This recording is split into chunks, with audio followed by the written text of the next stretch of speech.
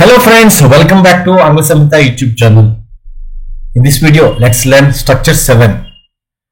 Structure 7 means subject plus verb plus preposition plus object.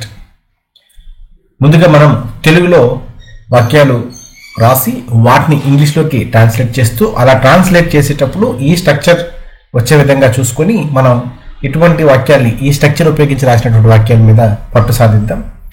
ఈ విధంగా మనకి సెంటెన్స్ స్ట్రక్చర్ అనేది బాగా అవగతమవుతుంది. దీన్ని మనం ఇంగ్లీష్లో సింటాక్స్ అంటాం. ఒక సెంటెన్స్ రాయబడే విధానాన్ని మనం సింటాక్స్ అంటాం. ఒకటి గ్రామర్ ఇంపార్ట్ అయితే, రెండు మంచి ఇంగ్లీష్ కోసం సింటాక్స్ ఇంపార్టెంట్. గ్రామర్ అనేటువంటిది వ్యాకరణం మనకు ఆల్రెడీ తెలుసు, మనం చాలాసార్లు నేర్చుకుంటూ ఉంటాం. సెంటెన్స్ అనేది ఈ సెంటెన్స్ స్ట్రక్చర్స్ పైన మనం పట్టు సాధించడం అనేటువంటిది సింటాక్స్ అన్నమాట. ఆమె గదిలోకి నడిచింది. She walked into the room. She అనేటువంటిది సబ్జెక్ట్, వాక్డ్ అనేటువంటిది వర్బ్, ఇంటూ అనేటువంటిది ప్రిపోజిషన్. ప్రిపోజిషన్ అంటే విభక్తి. ఇది సాధారణంగా ఒక నౌన్ లేదా ఒక ప్రొనౌన్ ముందర వస్తుంది. ఇంటూ ద రూమ్, ఎక్కడికి వెళ్ళింది ఆమె? రూమ్. సో ఈ ఇంటూ అనేటువంటి ప్రిపోజిషన్కి మనకి ఒక ఆబ్జెక్ట్ కావాలి. ఈ ప్రిపోజిషన్ వాడడానికి మనకు ఒక ఆబ్జెక్ట్ కావాలి. ఆమె ఎక్కడికి వెళ్ళిందండి? రూమ్లోకి వెళ్ళింది. She walked into the room, prepositional object. వాళ్ళు స్టేషన్లో వేచి చూశారు. They waited at the station. ఇక్కడ ఆబ్జెక్ట్ ఉంది మనకి, స్టేషన్ అనేటువంటిది. వాళ్ళు చేసినటువంటి పని వెయిటెడ్ అనేది. ఈ వెయిటెడ్ అనేటువంటి క్రియకి, వాళ్ళు చేసినటువంటి ఈ పనికి ఫలితం పొందే విధంగా ఇక్కడ ఆబ్జెక్ట్ అనేటువంటిది లేదు. వాళ్ళు వెయిట్ చేశారు, దానివల్ల ఎటువంటి ఫలితం కూడా స్టేషన్ అనేటువంటి ఆబ్జెక్ట్ మీద లేదు. మరి ఈ స్టేషన్ అనేటువంటి ఆబ్జెక్ట్ మనం ఎందుకు వాడామంటే, ఎట్ అనేటువంటి ప్రిపోజిషన్, ఎట్ అనేటువంటి ప్రిపోజిషన్ని వాడాం కాబట్టి, దాన్ని రిలేట్ చేస్తూ ఈ ఆబ్జెక్ట్ వాడాం కాబట్టి దీన్ని మనము ప్రిపోజిషనల్ ఆబ్జెక్ట్ అని అంటాం. They waited at the station. అతడు పొద్దునే వచ్చాడు. He arrived in the morning. He subject, arrived verb, in అనేటువంటిది ప్రపోజిషన్. ఈ ప్రపోజిషనల్ ఆబ్జెక్ట్ అనేటువంటిది ది మార్నింగ్. పక్షులు చెట్లపై ఎగురుతాయి. Birds fly over the trees. Birds అనేటువంటిది సబ్జెక్ట్, ఫ్లై అనేటువంటిది వర్బ్, ఓవర్ అనేటువంటిది ప్రపోజిషన్. ది ట్రీస్ అనేటువంటిది ఇక్కడ ప్రిపోజిషనల్ ఆబ్జెక్ట్. మేము మంటల పక్కన కూర్చున్నాం. We sat by the fire.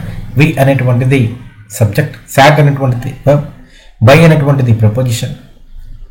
The fire అనేటువంటిది ప్రపోజిషనల్ ఆబ్జెక్ట్. నేను మంచం కింద చూశాను. I looked under the bed. I అనేటువంటిది సబ్జెక్ట్, లుక్డ్ అనేటువంటి వర్బ్, అండర్ అనేటువంటిది ప్రపోజిషన్. ది బెడ్ అనేటువంటిది ప్రపోజిషనల్ ఆబ్జెక్ట్. పిల్లి బల్ల మీదకు దూకింది. The cat jumped on to the table. ఇక ఇప్పటికే మీకు సబ్జెక్టు, వర్బ్, ప్రిపోజిషన్, అలాగే ఈ ప్రపోజిషనల్ ఆబ్జెక్ట్, దీన్ని ఇక్కడ నేను ఆబ్జెక్ట్ అని రాయడం జరిగింది. ఇది ఆబ్జెక్టే కానీ ఇది ప్రిపోజిషన్ తర్వాత వస్తుంది కాబట్టి ఈ ప్రిపోజిషన్కి సంబంధించినటువంటి ఆబ్జెక్ట్ కాబట్టి దీన్ని మనము ప్రిపోజిషనల్ ఆబ్జెక్ట్ అంటాం. కాబట్టి మీరు ఇక మీదట వచ్చే సెంటెన్సెస్కి మీ అంతటా మీరు సబ్జెక్ట్ ఏంటి, వర్బ్ ఏంటి, ప్రిపోజిషన్ ఏంటి, అలాగే ఆబ్జెక్ట్ ఏంటి స్ప్లిట్టప్ చేయడానికి ప్రయత్నించండి. ఒకవేళ మీకు డౌట్ ఉంటే కింద ఎటు నేను స్ప్లిట్టప్ ఇవ్వడం జరిగింది, దాన్ని చూసి మీరు ఈజీగా అవగాహన చేసుకోవచ్చు. ఆమె పుస్తకం చదివింది. She red from the book. అంటే తెలుగులో ఇది ఆమె పుస్తకం నుంచి చదివింది అని మనం అనుకోవచ్చు. అతడు నిచ్చెన ఎక్కాడు. He climbed up the ladder. వారు సరస్సు గుండా ఈదారు. They swam across the lake. They అనేటువంటి సబ్జెక్ట్, స్వామ్ అనేటువంటిది వర్బ్, స్విమ్ అనేటువంటి వర్బ్ యొక్క past form swam, swim, swam, swum. Across అనేటువంటి preposition. The lake object, prepositional object. కుక్క మెయిల్ మ్యాన్ పై మురిగింది. The dog barked at the mail man. The dog అనేటువంటి subject, barked అనేటువంటి verb, at అనేటువంటి preposition, the mail man అనేటువంటిది prepositional object. ఆమె గది చుట్టూ నృత్యం చేసింది. She danced around the room. ఆమె ప్రేక్షకులను చూసి చిరునవ్వు నవ్వింది. She smiled at the audience. అతడు సంగీతం విన్నాడు. He listened to the music. వారు బీచ్ వెంబడి నడిచారు. They walked along the beach. నేను ఫినిషింగ్ లైన్ వైపు పరిగెత్తాను. I ran towards the finish line. పిల్లలు పార్కులో ఆడుకున్నారు. The kids played in the park. ఆమె వైట్ బోర్డు మీద రాసింది. She wrote on the white board. అతడు నక్షత్రాల వైపు చూశాడు. He looked at the stars. దీన్ని మనం he gazed at the stars అని కూడా అనవచ్చు. వాళ్ళు కేవ్లో కలుసుకున్నారు. They met at the cave. పక్షి చెట్టు నుంచి పాడింది.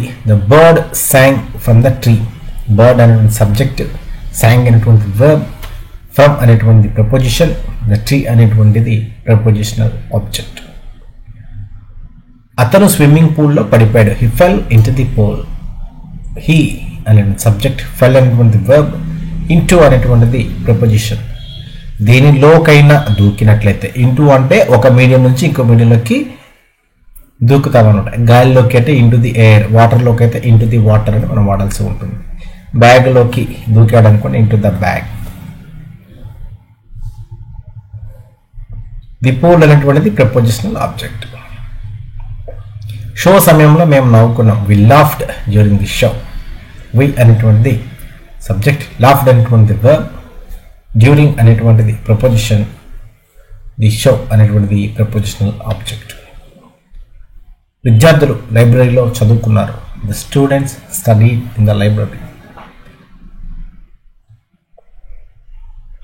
ఆమె బస్సు కోసం ఎదురు చూసింది. She waited for the bus. She అనేటువంటి సబ్జెక్ట్, వెయిటెడ్ అనేటువంటి వర్బ్, ఫర్ అనేటువంటి ప్రపోజిషన్, ది బస్ అనేటువంటి ఆబ్జెక్ట్. ఇక్కడ ది బస్ అనేటువంటిది ఈ ప్రపోజిషన్ ఫర్కి సంబంధించినటువంటి ప్రపోజిషన్ ఆబ్జెక్ట్. అతడు తలుపు వెనుక దాక్కున్నాడు. He hid behind the door. He hid behind the door. వారు వర్షంలో నృత్యం చేశారు. They danced in the rain.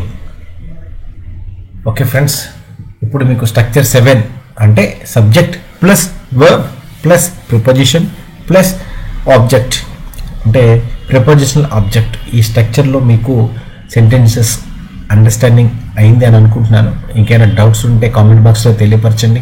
అలాగే అట్లీస్ట్ 1 or 2 సెంటెన్సెస్ మీ అంతటి మీరు ఫ్రేమ్ చేసి వాటిని కామెంట్ బాక్స్లో టైప్ చేయండి. ఆ విధంగా మీరు ఇంగ్లీష్ స్కిల్స్ని బయటికి తీసి మిగతా వాళ్ళ ఇంగ్లీష్ని కూడా బయటికి తీసేటువంటి ప్రయత్నం చేయగలుగుతారు. Thanks for watching the video patiently. Please subscribe to Aangla Samitha YouTube channel and keep learning English.